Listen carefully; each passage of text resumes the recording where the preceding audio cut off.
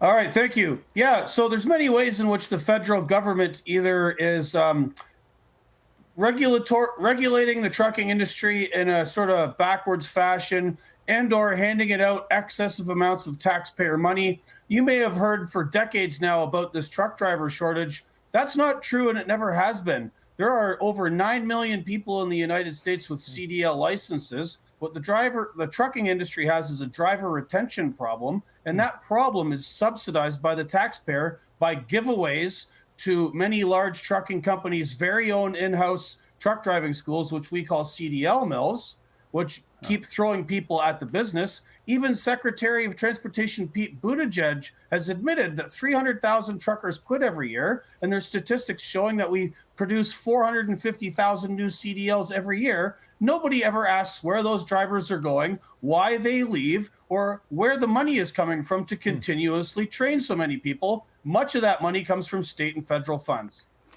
Gord, what does the Federal Motor Carrier Safety Administration do, or rather, what does it have to show for the $1 billion budget it has or more?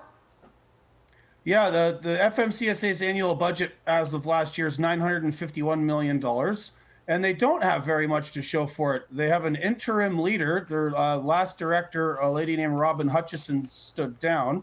And to give you an idea, members of the industry asked Robin Hutchison on a podcast if she would reconsider something called the ELD mandate, which came in 2017, which forced surveillance technology on truckers with the aim to make the roads safer.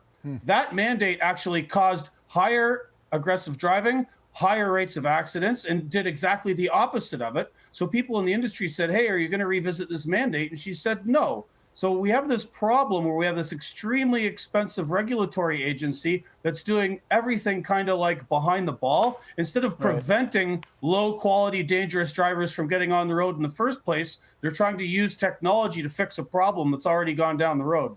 Gord, if Elon and Vivek are going to take one thing out of that letter, what do you want them to take and put into their DOGE plan?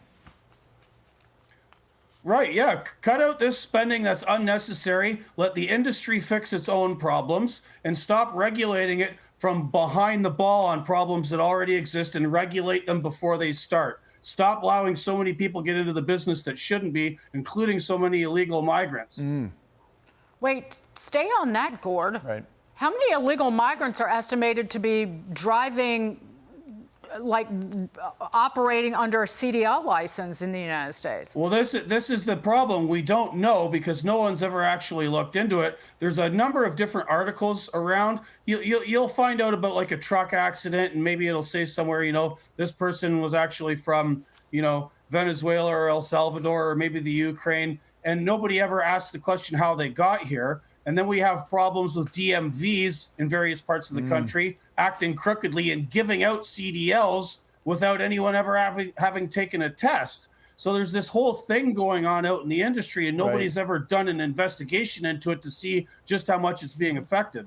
This is why these guys are asking for this kind of advice. That's why Vivek and Elon want it. Gord McGill, great stuff. Thanks for your insider perspective.